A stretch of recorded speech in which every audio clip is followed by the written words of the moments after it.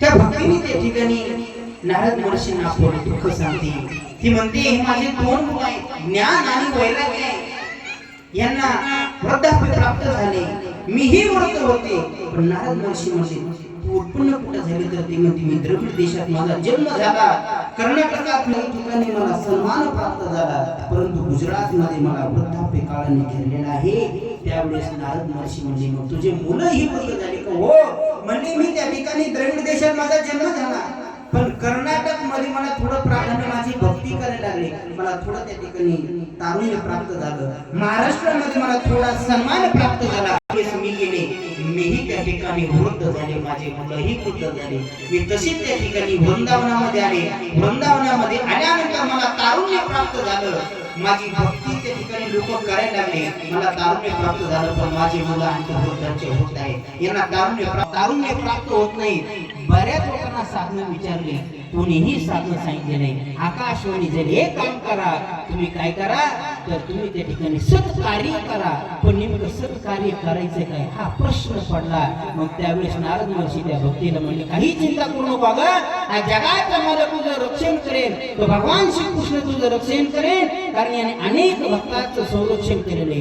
द्रौपदीचं संरक्षण माझ्या भगवान परमात्म्याने केले, पांडवांचं संरक्षण माझ्या भगवान परमात्म्याने केले, मीराबाई, सखुबाई, जनुबाई, धनाबाई, तुकोबाई, ज्ञानोबाई या सर्वांचं रक्षण माझ्या देवाने केलेलं. म्हणजे तुझंही रक्षण देव करेल, चिंता करू नको. मी काहीतरी उपाय पाहतो. मग कसं फिरत फिरत मी दिशान बद्रिक आश्रमामध्ये पाहिजे.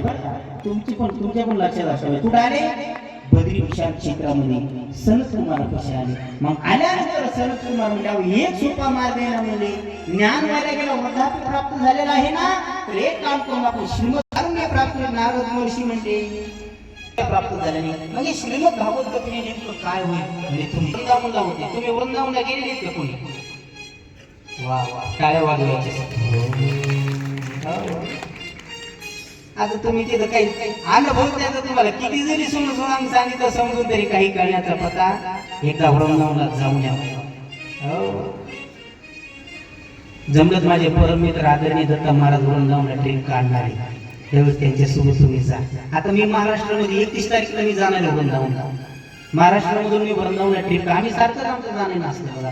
तुम्ही वृंदावनला जाऊन बघा, मग पाहते त्याला भक्तीचा महिमा माहिती. हो आता ते पाहिल्याशिवाय तुम्हाला कळणारच नाही. तुम्ही एकदा जाच गड्या वृंदावनला. हो एवढ्या छोट्याच्या लहान मुलापासून तर वयस्कर मुलापर्यंत, वयस्कर व्यक्तीपर्यंत एकच शब्द आहे तोंडात, राधे राधे राधे राधे, दुसरा शब्दच नाही. अहो तो गाडी चालवणारा ड्रायव्हर गोरख महाराज, तो हॉर्न वाजत नाही. वृंदावन मध्ये हॉर्न वाजत नाहीये किंवा बाजू घडमळत नाहीये. राधे राधे राधे राधे राधे राधे. आम्ही स्वतः डोळ्यांनी पाहिले ना, आम्ही स्वतः जातो.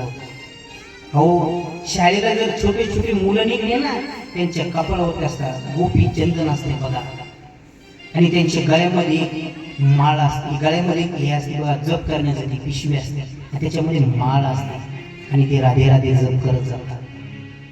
ती मुलं करतात. कशामुळे करतात? अहो त्यांचे आई वडीलच करतायत म्हणून ती मुलं करतायत. तुम्ही वृंदावनाला जा, मग भक्तीचा महिमा तुम्हाला कळेल. मग त्या ठिकाणी हे सनकादी कुठं होते?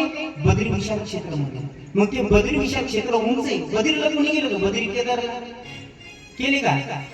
वा वा, आजी 2 3 4 हे सगळे टाळ्या वाजवा. तुम्ही कसा संसारातच करू मी. घडी घडी काळची पाय, अरे घडी घडी काळ वाट पाहायला चालत नाही कुठेतरी. कधी काळाची उडी, काळाची उडी कधी पडेल, काळाची उडी पडर बाजो,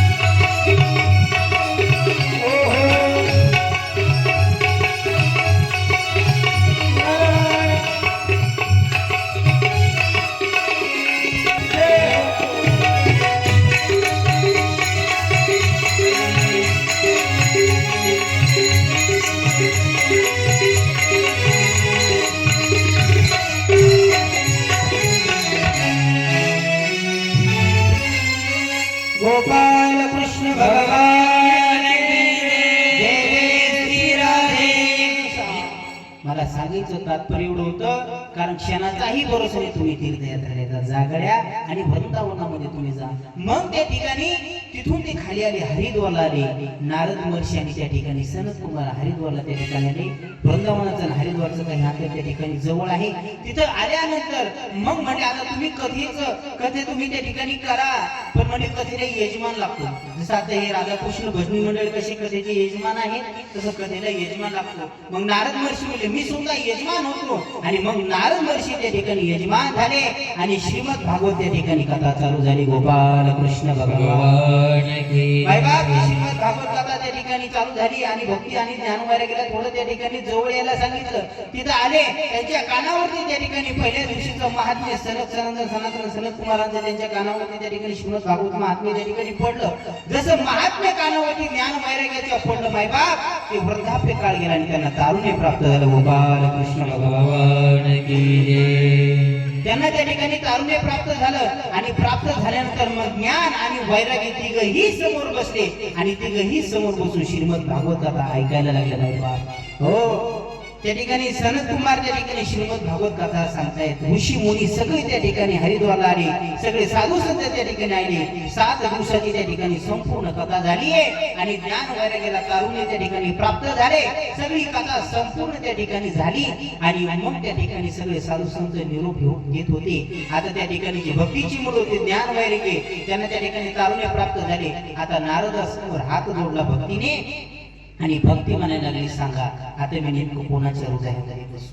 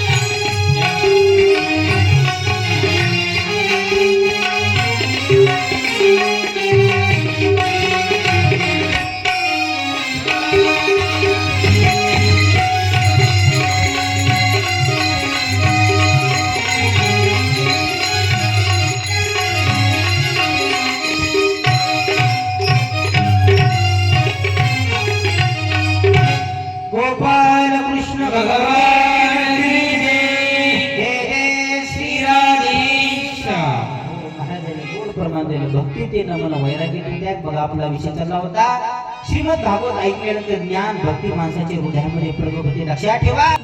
ऐका, नुसतं ज्ञानही असून चालत नाही. नुसतं जर ज्ञान माणसी माझे ज्ञानोबा ज्ञानेश्वर मध्ये गोल वर्णन करतात. काय पोवी महाराज ते नवल अहंकाराची गोटी विशेष सज्ञानाचे पाठी. बरोबर आहे का? सज्ञानाचे झोपे कंठी नाना संतने नाचणे. अहंकार हा अज्ञानी माणसाकडे जात नाहीये, अहंकार हा सज्ञानी माणसाकडे जातो. बघा, ज्याला ज्ञान आहे त्याला अहंकार असतो. ज्याला त्या ठिकाणी गायन करता येतं, गायनाचं ज्ञान असलं की ही सगळी इथलं नाही बरं विषय सांगतो, ही सगळी गोड मंडाळ्या वाजवतात. नुसतं जर गायन माणसाला असेल तर नुसतं अहंकाराने भरलेला असतो. पण लक्षात ठेवा, अहंकार हा माणसाला नरकाला घातल्याशिवाय राहणार नाही. तिळ मात्र जरी होय अभिमान मेरू तो समान भार देवा.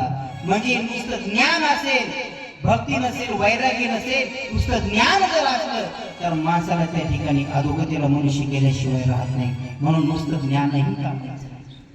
बरं, वैराग्य नुसतं वैराग्य ही कामाचं नाही. हो वरी भगवा झाला ना मी अंतरी ओशी केला कामी वैराग्याची अवकाळा लोकांना दाखवतो कशी दाखवतो मस्त भव्य कपडे घालतो मस्त त्या ठिकाणी गंध लावतो मोठ्या माळा काळ्यामध्ये घालतो आणि त्या ठिकाणी लोकांना त्या ठिकाणी ज्ञानाच्या गोष्टी सांगतो बाहेर रंगाने वैराग्य दाखवतो पण वैराग्याचा अंतर त्याचा अंतर काय प्रमाणे ते उदकाग्नी धान्य धारा घरी भात उदकाग्नी धान्य धारा घरी